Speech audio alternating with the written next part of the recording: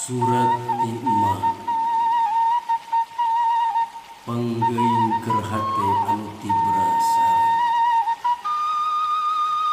tawis kasono ka indung anu tos dipunut kunu gaduhna anak king anak emak kiwari mages balik ka lembur anu sabenerna lembur anu beda jeung lembur anu baheula anak king anak incu emak mun isuk pageto hidup sono hayang papangih jeung emak tuluy hidup baralik ka lembur jiga baheula omat tong angkaribung barang bawa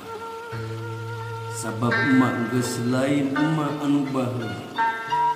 doakeun wae emak ku aranjeun ayeuna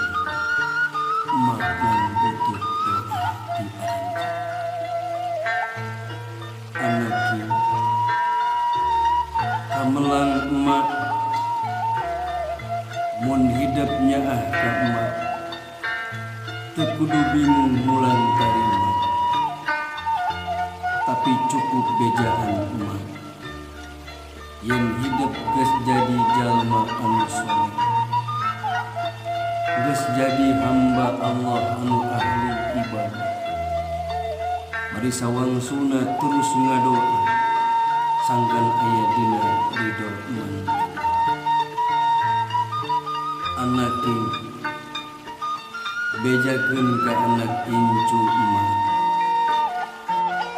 emak geus nepi kanu dituju emak rek satia nungguan di dieu dihareupeun panto surga Allah azza wa jalla anak king anak incu emak emak hayang mere beja nyamung beja anu baheula nu mangpaat di dieu geuning lain harta lain tahta lain pangkat lain jabatan tapi wungkul amal soleh waktu di dunia dibungkus ku iman jeung takwa